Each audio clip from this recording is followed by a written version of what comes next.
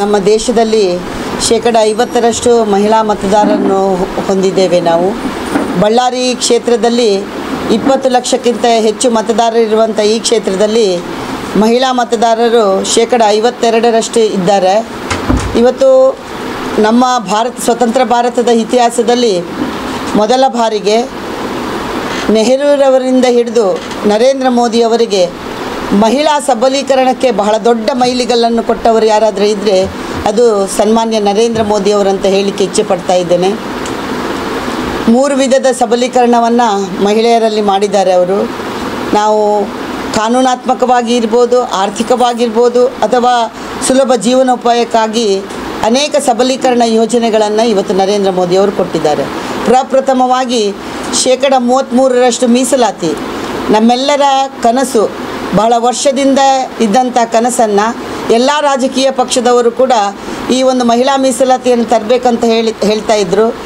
ಕಾಂಗ್ರೆಸ್ ಈ ಮೀಸಲಾತಿ ಜಾರಿಗೆ ಬಂದಂಥ ಸಂದರ್ಭದಲ್ಲಿ ಸೋನಿಯಾ ಗಾಂಧಿಯವರು ಇದು ಕಾಂಗ್ರೆಸ್ಸಿನ ಕನಸು, ನನ್ನ ಕನಸು ಅಂತ ಹೇಳಿದರು. ಕನಸು ಎಲ್ಲರೂ ಕೂಡ ಕಾಣ್ತಾರೆ. ಈ ದೇಶದಲ್ಲಿ ಯಾವುದಾದ್ರೆ ಅಭೂತಪೂರ್ಣ ಕೆಲಸ ಆಗಬೇಕಾದ್ರೆ ಯಾರು ಮಾಡಲಿಲ್ಲ ಅಂಥ ಕೆಲಸವನ್ನು ಮಾಡುವಂಥ ತಾಕತ್ತು ಯಾರಿಗಾದರೂ ಇದ್ದರೆ ಅದು ನರೇಂದ್ರ ಮೋದಿಯವರು ಅದನ್ನು ಮಾಡಿ ತೋರಿಸುವಂಥ ಕೆಲಸವನ್ನು ಮಹಿಳಾ ಮೀಸಲಾತಿ ಆಗಿರ್ಬೋದು, 370 ಆರ್ಟಿಕಲ್ ನಮ್ಮ ಬಹಳ ದಿನಗಳ ಬೇಡಿಕೆ. ಜನಸಂಘ ಕಾಲದಿಂದ ಕೂಡ ನಮ್ಮ ಪ್ರಣಾಳಿಕೆಯಲ್ಲಿ ನಾವು 370 ಆರ್ಟಿಕಲನ್ನು ತೆಗಿಬೇಕೆನ್ನುವ ನಿಶ್ಚಲ ಒಂದು ಪ್ರಣಾಳಿಕೆಯಲ್ಲಿ ಘೋಷಣೆಯನ್ನು ಮಾಡ್ತಾ ಬಂದವರು ನಾವು. ಆದರೆ ಇವತ್ತು ಆ ನೋಟ್ ಬ್ಯಾನ್ ಆಗಿರ್ಬೋದು, ಅದೇ ರೀತಿ 370 ಆರ್ಟಿಕಲ್ ರದ್ದಾಗಿ ಒಂದು ಕಾಶ್ಮೀರ ಈ ದೇಶದ ಒಂದು ಅವಿಭಾಜ್ಯ ಅಂಗ ಎನ್ನುವುದಕ್ಕೆ, ಒಂದು ದೇಶದಲ್ಲಿ 2 ಕಾನೂನು ಇರಬಾರ್ದು, 2 ಸರ್ಕಾರ ಇರಬಾರ್ದು, 2 ಪ್ರಧಾನಮಂತ್ರಿಗಳು, 2 ಆಡಳಿತ ವ್ಯವಸ್ಥೆ ಇರಬಾರ್ದು ಅನ್ನೋ ದೃಷ್ಟಿಯಲ್ಲಿ ಇಟ್ಕೊಂಡು ಇವತ್ತು ಅದಕ್ಕೆ ಬಹಳ ಅರ್ಥಪೂರ್ಣವಾದ ನ್ಯಾಯವನ್ನು ಒದಗಿಸುವಂಥ ಕೆಲಸವನ್ನು ನರೇಂದ್ರ ಮೋದಿಯವರು ಮಾಡಿದ್ದಾರೆ. ಅದೇ ರೀತಿ ತ್ರಿವಳಿ ತಲಾಖ್ ಈ ದೇಶದಲ್ಲಿರ್ತಕ್ಕಂಥ ಹೆಣ್ಣುಮಗಳಿಗೆ ಕಾನೂನಾತ್ಮಕವಾಗಿ ಯಾವುದೇ ಜನಾಂಗ ಆಗಿರಲಿ ಆ ಹೆಣ್ಣುಮಕ್ಕಳ ಗೌರವ ಮತ್ತು ಭದ್ರತೆಯ ಪ್ರಶ್ನೆ ಬಂದಾಗ ರಾಜಿ ಮಾಡಿಕೊಳ್ಳದೆ ತ್ರಿವಳಿ ತಲಾಖ್ ರದ್ದು ಮಾಡಿದ್ದಾಗಿರ್ಬೋದು. ಅದೇ ರೀತಿ ಹೆಣ್ಣುಮಕ್ಕಳನ್ನು ಅತ್ಯಾಚಾರ ಮಾಡಿದಂಥ ಸಂದರ್ಭದಲ್ಲಿ ಬಹಳ ದೊಡ್ಡ ಪ್ರಮಾಣದ ಶಿಕ್ಷೆ ಅಂತ ಹೇಳಿದರೆ ಅದು ಜೀವಾವಧಿ ಶಿಕ್ಷೆ ಅಂತ ಇತ್ತು. ಇವತ್ತು ಜೀವಾವಧಿ ಶಿಕ್ಷೆ ಮಾತ್ರ ಅಲ್ಲ ಅವನಿಗೆ, ಯಾಕೆಂದರೆ ಜೀವಾವಧಿ ಶಿಕ್ಷೆಯಲ್ಲಿ 13-14 ವರ್ಷದಿಂದ ಹೊರಬಂದ ನಂತರ ಅವನು ಸಮಾಜಕ್ಕೆ ಗುಂಡನಾಗಿ ಓಡಾಡುವುದನ್ನು ನಾವು ನೋಡಿದ್ದೇವೆ. ಆ ಕಾರಣಕ್ಕೋಸ್ಕರ ಇವತ್ತು ಮಹಿಳೆಗೆ ಒಂದು ಶಕ್ತಿ ಕೊಡುವ ರೀತಿಯಲ್ಲಿ ಒಂದು ಗಲ್ಲು ಶಿಕ್ಷೆ, ಅತ್ಯಾಚಾರಿಗಳಿಗೆ ಗಲ್ಲು ಶಿಕ್ಷೆಯನ್ನು ಕೊಡುವಂಥ ವ್ಯವಸ್ಥೆ. ಅದೇ ರೀತಿ ನಮ್ಮ ಹೆಣ್ಣುಮಕ್ಕಳಿಗೆ ಲೈಂಗಿಕ ಕಿರುಕುಳ ಆದಂಥ ಸಂದರ್ಭದಲ್ಲಿ ನಾವೆಲ್ಲ ಕೂಡ ಹೆಣ್ಣುಮಕ್ಕಳು ಬೇರೆ ಬೇರೆ ಕಡೆ ಹೋಗಬೇಕಾಗಿತ್ತು. ಕಾನೂನಾತ್ಮಕವಾಗಿ ಒಂದು ಡಿಪಾರ್ಟ್ಮೆಂಟ್ಗೆ ಹೋಗಬೇಕು, ಆರೋಗ್ಯಕ್ಕೆ ಒಂದು ಡಿಪಾರ್ಟ್ಮೆಂಟ್ಗೆ ಹೋಗಬೇಕು, ಕೌನ್ಸಿಲಿಂಗ್ಗೆ ಒಂದು ಹೋಗಬೇಕು, ಪೊಲೀಸ್ ಸ್ಟೇಷನ್ಗೆ ಹೋಗಬೇಕು. ಇದೆಲ್ಲ ಮಹಿಳೆಯರು ಕಷ್ಟಪಡಬಾರ್ದು. ಅವಳಿಗೆ ತೊಂದರೆ ಆದಾಗ ಅವಳಿಗೆ ಜೀವನದಲ್ಲಿ ಭದ್ರತೆ ಕೊಡಬೇಕೆನ್ನೋ ದೃಷ್ಟಿಯಿಂದ ಒಂದು ಸೂರಿನಡಿ ಅವಳಿಗೆ ಒಂದು ಎಲ್ಲ ರೀತಿಯ ಒಂದು ವ್ಯವಸ್ಥೆಯನ್ನು ಮಾಡಿಕೊಟ್ಟು ಸಖಿ ಎನ್ನುವುದನ್ನು ಪ್ರಾರಂಭ ಮಾಡಿ, ಎಲ್ಲಕ್ಕಿಂತ ಪ್ರಾರಂಭವಾಗಿ ನರೇಂದ್ರ ಮೋದಿಯವರು 2015ಕ್ಕೆ ಮಹಿಳಾ ಸಹಾಯವಾಣಿ ಅವರು ಮೊದಲು ಮಾಡಿದಂಥ ಕೆಲಸ, ಮಹಿಳಾ ಸಹಾಯವಾಣಿಯನ್ನು 181 ಘೋಷಣೆ ಮಾಡಿರುವುದು. ಇದೇ ರೀತಿ ಆರ್ಥಿಕವಾಗಿ ಇವತ್ತು ಮಹಿಳೆ ಸಬಲೀಕರಣವಾಗಬೇಕೆನ್ನೋ ದೃಷ್ಟಿಯಲ್ಲಿ ಇಟ್ಕೊಂಡು ಇವತ್ತು ನಮಗೆಲ್ಲರಿಗೂ ಗೊತ್ತಿದ್ದಂಗೆ ನಮ್ಮ ದೇಶದಲ್ಲಿ 1800 ಕೋಟಿ ರೂಪಾಯಿಯ ಒಂದು ಮಹಿಳೆಯ ಸ್ವಸಹಾಯ ಸಂಘಗಳಿಗೆ ಬಡ್ಡಿರಹಿತ ಸಂಜೀವಿನಿ ಅಂತ ಬಡ್ಡಿರಹಿತ ಸಾಲವನ್ನು ಕೊಡುವಂಥ ವ್ಯವಸ್ಥೆಯನ್ನು ನರೇಂದ್ರ ಮೋದಿಯವರು ಈಗಾಗಲೇ ಮಾಡಿದ್ದಾರೆ. ಆ ಫಲಾನುಭವಿಗಳು ಕೂಡ ಇವತ್ತು ನಮ್ಮ ಕಣ್ಮುಂದಿದ್ದಾರೆ. ಅದೇ ರೀತಿ ಸ್ಟಾರ್ಟ್ ಅಪ್ ಯೋಜನೆ, ಮುದ್ರಾ ಯೋಜನೆ, ಈ ಎಲ್ಲ ಯೋಜನೆಗಳಲ್ಲಿ ಇವತ್ತು ಮುದ್ರಾ ಯೋಜನೆಯಲ್ಲಿ 69% ಮಹಿಳಾ ಉದ್ಯಮಿಗಳಾಗಿದ್ದಾರೆ. ಸ್ಟ್ಯಾಂಡ್ ಅಪ್ ಯೋಜನೆ 45% ಮಹಿಳೆಯರ ಲಾಭವನ್ನು ಪಡೆದಿದ್ದಾರೆ. ಅದೇ ರೀತಿ ಸ್ಟಾರ್ಟಪ್ ಯೋಜನೆಯಲ್ಲಿ 81% ಮಹಿಳೆಯರು ಈ ಒಂದು ಫಲಾನುಭವಿಗಳಾಗಿದ್ದಾರೆ ಅಂತ ಹೇಳಲಿಕ್ಕೆ ನಮಗೆ ಸಂತೋಷ ಅನಿಸ್ತಾ ಇದೆ. ಇಷ್ಟು ಮಾತ್ರ ಅಲ್ಲದೆ ಇವತ್ತು ನಮ್ಮೆಲ್ಲರಿಗೂ ಕೂಡ ಗೊತ್ತಿದೆ, ಗರೀಬಿ ಹಟಾವೋ ಅನ್ನುವ ಘೋಷಣೆ ಇಂದಿರಾ ಗಾಂಧಿ ಕಾಲದಿಂದ ನಾವು ಕೇಳಿ ಬರ್ತಾ ಇದ್ದೇವೆ ಸರ್ಕಾರದಲ್ಲಿ. ನಮ್ಮ ನರೇಂದ್ರ ಮೋದಿಯವರು ಗರೀಬಿ ಹಟಾವ್ ಅಂದರೆ ಬಡತನವನ್ನು ತೊಲಗಿಸಿ ಅಂತ ಹೇಳಿಲ್ಲ, ಆ ಬಡತನವನ್ನು ಓಡಿಸಿ ಅಂತ ಹೇಳಿಲ್ಲ. ಅದೇ ಬಡವರನ್ನು ಕಲ್ಯಾಣ ಮಾಡಬೇಕು. ಗರೀಬಿ ಕಲ್ಯಾಣ ಅನ್ನುವ ಒಂದು ಯೋಜನೆಯೊಂದಿಗೆ ಇವತ್ತು ಪ್ರಧಾನಮಂತ್ರಿ ಸ್ವನಿಧಿ ಯೋಜನೆ, ಬಹುಶಃ ಇದೊಂದು ಬಹಳ ಅಭೂತಪೂರ್ಣವಾದ ಯೋಜನೆ. ಈ ಸ್ವನಿಧಿ ಯೋಜನೆಯ ಮುಖಾಂತರ ಸಣ್ಣ ಸಣ್ಣ ವ್ಯಾಪಾರಸ್ಥರು,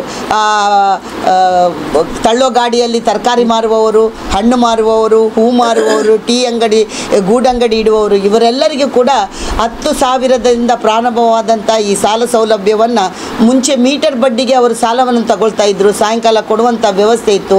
ಇವತ್ತು ಅವರಿಗೆಲ್ಲರಿಗೂ ಕೂಡ ಕಡಿಮೆ ಬಡ್ಡಿ ದರ ಮತ್ತು 10,000 ತಗೊಂಡ್ರೆ 14 ಕಂತಿನಲ್ಲಿ, ಅದು ಬ್ಯಾಂಕ್ಗಳಲ್ಲಿ ಯಾವುದೇ ಗ್ಯಾರಂಟಿಯನ್ನು ಪಡೆಯದೆ ಇವತ್ತು 10,000 ತಗೊಂಡು 14 ಕಂತಿನಲ್ಲಿ ತೀರಿಸಿದರೆ 20, 30, 40, 50,000ದವರೆಗೆ ಇವತ್ತು ಬಡವರು ಈ ಒಂದು ಯೋಜನೆಯ ಬಹಳ ದೊಡ್ಡ ಪ್ರಮಾಣದ ಲಾಭವನ್ನು ಪಡೆದ ಪರಿಣಾಮ ಇವತ್ತು ನಮ್ಮ ದೇಶದಲ್ಲಿ 24% ಮಾತ್ರ ಬಡತನ ರೇಖೆಗಿಂತ ಕಳೆದ 2014ರವರೆಗೆ 24% ಮಾತ್ರ ಬಡತನ ರೇಖೆಗಿಂತ ಮೇಲೆ ಬಂದಿದ್ದರು. ಆದರೆ ಇವತ್ತು ನಮ್ಮ ದೇಶದಲ್ಲಿ ಕಳೆದ 10 ವರ್ಷದಲ್ಲಿ 51% ಬಡತನ ರೇಖೆಗಿಂತ ಮೇಲೆ ಬಂದಂಥ ಒಂದು ದಾಖಲೆಯನ್ನು ನರೇಂದ್ರ ಮೋದಿ ಸರ್ಕಾರದಲ್ಲಿ ಕಳೆದ 10 ವರ್ಷದಲ್ಲಿ ನಿರ್ಮಿಸಿದ್ದಾರೆ.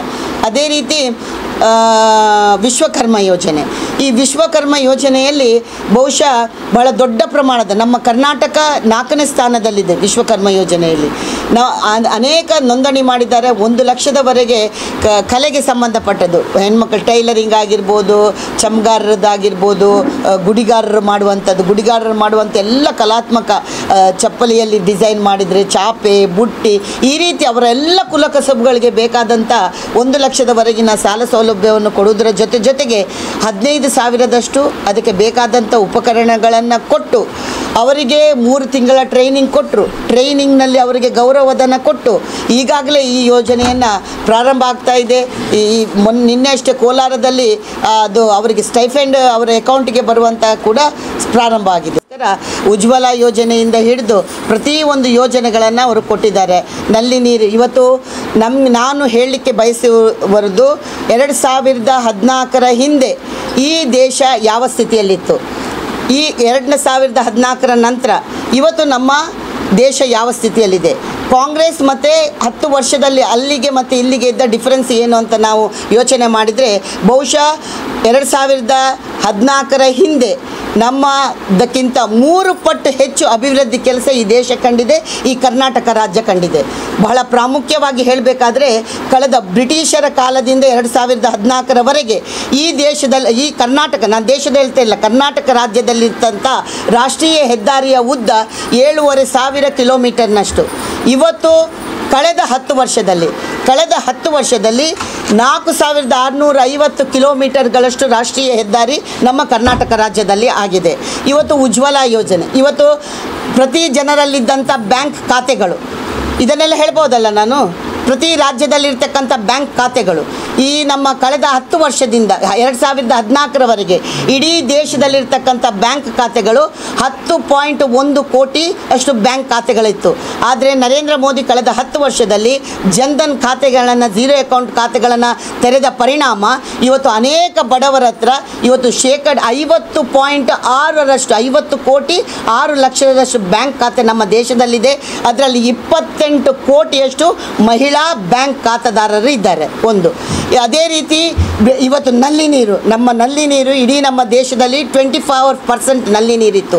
ಇವತ್ತು ನಮ್ಮ ಮನೆಗೆ ನಲ್ಲಿ ನೀರನ್ನು ಜಲ್ ಜೀವನ್ ಮಿಷನ್ನಿಂದಾಗಿ ನಲ್ಲಿ ನೀರನ್ನು ಕೊಡುವಂಥದ್ದು ಇವತ್ತು 54% ನಾವು ರೀಚ್ ಆಗಿದ್ದೇವೆ. ಕರ್ನಾಟಕ ರಾಜ್ಯದಲ್ಲಿ 70,20,000ದಷ್ಟು ಇದಕ್ಕಿಂತ ಹೆಚ್ಚು ನಲ್ಲಿ ನೀರುಗಳನ್ನು ಕೊಟ್ಟಿರುವಂಥದ್ದು ಇದೆ. ಬರ್ತೇನೆ ಸರ್, ಅದಕ್ಕೂ ಇಂಪ್ಲಿಮೆಂಟೇಷನ್ ಗೊತ್ತಿಲ್ಲ. ಇಲ್ಲೆಲ್ಲಿಂದ 12 ಕಿಲೋಮೀಟರ್ ಭಾಳ ದೂರ ಇಲ್ಲ. ವಿಘ್ನೇಶ್ವರ ಕ್ಯಾಂಪು, ಕಮರ್ ಸೈಡು ಇವೆಲ್ಲ ಇದಾವೆ. ಇವತ್ತಿಗೂ 5 ರೂಪಾಯಿ ಕೊಡ್ಕೊಂತ ನೀರು ಕೊಡ್ತೀರ. ಅದೇ ರೀತಿ ನೀರು ಬರ್ತಾ ಇಲ್ಲ. ಅದೇ ರೀತಿ ಶೌಚಾಲಯವನ್ನು ಇವತ್ತು ಬಾಗಲಕೋಟೆ, ಬೆಳಗಾವು ಎಲ್ಲ ಭಾಗದಲ್ಲಿ ಶೌಚಾಲಯಗಳನ್ನು ಇವತ್ತು ಶೌಚಾಲಯ ಇರಲಿಲ್ಲ. ಇವತ್ತು ಶೌಚಾಲಯ ಕೂಡ ನಮ್ಮ ದೇಶದಲ್ಲಿ, ನಮ್ಮ ಕರ್ನಾಟಕ ರಾಜ್ಯದಲ್ಲಿ 49 ಲಕ್ಷದಷ್ಟು ಶೌಚಾಲಯವನ್ನು ನಾವು ಈಗಾಗಲೇ ಕೊಟ್ಟಿದ್ದೇವೆ, ಅದಕ್ಕಿಂತ ಹೆಚ್ಚು ಕೊಟ್ಟಿದ್ದೇವೆ. ಈ ರೀತಿ ಮಹಿಳೆಯರ ಜೀವನ ಸುಲಭ ಆಗಬೇಕಂತ ಹಲವಾರು ಇಡೀ ವಿಶ್ವದಲ್ಲಿ ಮೊದಲ ಬಾರಿಗೆ, ಭಾರತದಲ್ಲೆಲ್ಲ ವಿಶ್ವದಲ್ಲೇ ಮೊದಲ ಬಾರಿಗೆ ಇಷ್ಟು ದೊಡ್ಡ ಆರೋಗ್ಯ ವಿಮೆ.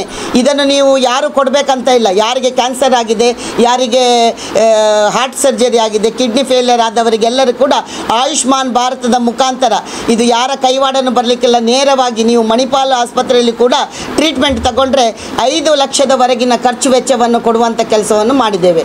ಸ್ವಾಭಾವಿಕವಾಗಿ ಹೇಳೋದು, ನಲ್ಲಿಯನ್ನು ಕೊಟ್ಟಿದ್ದೇವೆ, ನೀರು ಬರ್ತಾ ಇಲ್ಲ. ದೇವರು ಕೊಟ್ಟರು ಪೂಜಾರಿ ಬಿಡಲ್ಲ ಅಂತ ನಲ್ಲಿ ಕೊಟ್ಟ ಮೇಲೆ ನೀರನ್ನು ಕೊಡುವಂಥ ಕೆಲಸ ರಾಜ್ಯ ಸರ್ಕಾರದ್ದು. ಇವತ್ತು ಎಲ್ಲೆಲ್ಲ ನೀರಿಲ್ಲ, ಆ ನೀರಿಗೆ ಅದನ್ನು ವ್ಯವಸ್ಥೆ ಮಾಡಿ ಆ ನೀರನ್ನು ತಲುಪಿಸುವಂಥ ಕೆಲಸವನ್ನು ರಾಜ್ಯ ಸರ್ಕಾರ ಮಾಡಬೇಕಾಗಿದೆ. ಇವತ್ತು ನೀರು ಇಲ್ಲ ಅಂತ ಹೇಳಿದರೆ, ಬರಗಾಲ ಬಂದಂಥ ಸಂದರ್ಭದಲ್ಲಿ ನೀರಿಲ್ಲ, ಪ್ರಕೃತಿ ವಿಕೋಪದಿಂದ ಆದಂಥ ಸಂದರ್ಭದಲ್ಲಿ ನಾವು ಕೂಡ ಈ ಕರ್ನಾಟಕ ರಾಜ್ಯದಲ್ಲಿ ಆಡಳಿತ ಮಾಡಿದ್ದೇವೆ. ಆ ಕಾಲದಲ್ಲಿ ನಾವು ಕೂಡ ಮೊದಲ ಆದ್ಯತೆಯನ್ನು ನೀರಿಗೆ ಕೊಟ್ಟು ಟ್ಯಾಂಕರ್ ಮೂಲಕ ನೀರನ್ನು ನಾವು ಸಪ್ಲೈ ಮಾಡಿದ್ದೇವೆ. ಇವತ್ತು ಬ್ಯಾಂಗ್ಳೂರಿನಲ್ಲಿ ನಾವು ಯಾರೇ ಆಗಲಿ, ಪಾರ್ಟಿಯವರು ಯಾವುದೇ ರಾಜಕೀಯ ಪಕ್ಷದವರು ಹೋಗಿ ಓಟು ಕೇಳದ ಪರಿಸ್ಥಿತಿಯಲ್ಲಿ ಇದ್ದೇವೆ. ಕುಡಿಲಿಕ್ಕೆ ನೀರು ಕೂಡ ಅಲ್ಲಿ ಇಲ್ಲ, ಜಾನುವಾರುಗಳಿಗೆ ಇಲ್ಲವೇ ಇಲ್ಲ, ಪಶು ಪಕ್ಷಿಗಳಿಗೆ ಇಲ್ಲ. ಅದಕ್ಕೆ ಆಲ್ಟರ್ನೇಟ್ ಆಗಿ ಏನು ಮಾಡಬೇಕೆನ್ನುವ ಚಿಂತನೆಯನ್ನು ಈ ರಾಜ್ಯ ಸರ್ಕಾರ ಮಾಡ್ತಾ ಇಲ್ಲ. ಆದ್ದರಿಂದ ನಾನು ವಿನಂತಿ ಮಾಡೋದು, ಬಹಳ ಒಳ್ಳೆಯ ಕೆಲಸವನ್ನು ನರೇಂದ್ರ ಮೋದಿಯವರು ಮಾಡಿದ್ದಾರೆ. ಮಹಿಳೆಯರಿಗೆ, ನಾನು ಕೃಷಿಕರ ಬಗ್ಗೆ ಹೇಳೋದಾದರೆ ಭಾಳ ದೊಡ್ಡ ವಿಷಯವನ್ನು, ಕೃಷಿಗೆ ಏನು ಒತ್ತು ಕೊಟ್ಟಿದ್ದಾರೆ, ಯುವಕರಿಗೆ ಏನು ಒತ್ತು ಕೊಟ್ಟಿದ್ದಾರೆ, ವಿದ್ಯಾಭ್ಯಾಸಕ್ಕೆ ಏನು ಒತ್ತು ಕೊಟ್ಟಿದ್ದಾರೆ, ರೈಲ್ವೆ ಯಾವ ಪ್ರಮಾಣದಲ್ಲಿ ಈ ದೇಶದಲ್ಲಿ ಅಭಿವೃದ್ಧಿ ಆಗಿದೆ, ಏರ್ಪೋರ್ಟ್ ಅಭಿವೃದ್ಧಿ ಆಗಿದೆ. ಇವತ್ತು ಒಬ್ಬ ಸಣ್ಣ ಪೇಪರ್ ಮಾರುವವರಿಂದ ಹಿಡಿದು ಅನುಕೂಲ, ವಿಮಾನದಲ್ಲಿ ಹೋಗುವಂಥವರಾಗಿರ್ಬೋದು ಅಥವಾ ಅಂತರಿಕ್ಷದಲ್ಲಿ ಚಂದ್ರಯಾನಕ್ಕೆ ಹೋಗುವವರೆಗೆ ಈ ಸಮಾಜದ ಎಲ್ಲ ವರ್ಗಗಳಿಗೆ ಸರಿಯಾದ ರೀತಿಯಲ್ಲಿ ನ್ಯಾಯ ಒದಗಿಸುವಂಥ ಕೆಲಸವನ್ನು ನರೇಂದ್ರ ಮೋದಿಯವರು ಮಾಡಿದ್ದಾರೆ. ಅವರು ಈ ಮುಂದಿನ ದಿನಗಳಲ್ಲಿ ಈ ದೇಶದ ಪ್ರಧಾನಿ ಆಗಬೇಕು ಅಂತ ಇಚ್ಛೆಯನ್ನು ವ್ಯಕ್ತಪಡಿಸಲಿಕ್ಕೆ ಮಹಿಳಾ ಮೋರ್ಚಾ, ಇವತ್ತು ನಾವೆಲ್ಲರೂ ಕೂಡ ಮಹಿಳೆಯರು ಸೇರಿ ಪ್ರತಿ ಬೂತ್ಗಳಲ್ಲಿ ಹೋಗಿ ಮಹಿಳೆಯರನ್ನು ಜಾಗೃತಿ ಮಾಡಬೇಕು ಒಂದು, ಮತ್ತು ಇವತ್ತು ನಾವು ಮಹಿಳಾ ಸಮಾವೇಶವನ್ನು ಕೂಡ ಈ ಬಳ್ಳಾರಿ ತಾಲೂಕಿನಲ್ಲಿ ನಾವು ಮಾಡ್ತಾ ಇದ್ದೇವೆ. ಆದ್ದರಿಂದ ಮಾಡಿ ಅವರನ್ನು ಬೂತ್ಗಳಿಗೆ ಹೋಗಿ ಅಲ್ಲಿ ಮಹಿಳೆಯರಿಗೆ ಜಾಗೃತಿ ಮಾಡುವಂಥ ಕೆಲಸವನ್ನು ಇವತ್ತು ನಮ್ಮ ಮಹಿಳಾ ಮೋರ್ಚಾದವರು ಮಾಡ್ತಾ ಇದ್ದಾರೆ. ತಮ್ಮ ಸಹಕಾರ ನಮಗೆ ಬೇಕು. ಪತ್ರಕರ್ತರು ತಾವು ನಮ್ಮ ಬಳ್ಳಾರಿಯ ನಿರಂತರ ಸುದ್ದಿಗಾಗಿ ಬಳ್ಳಾರಿ ಬೆಳಗಾಯಿತು ಚಾನೆಲ್ನ ಸಬ್ಸ್ಕ್ರೈಬ್ ಮಾಡಿ ಹಾಗೂ ಬೆಲ್ ಐಕಾನ್ ಒತ್ತಿ.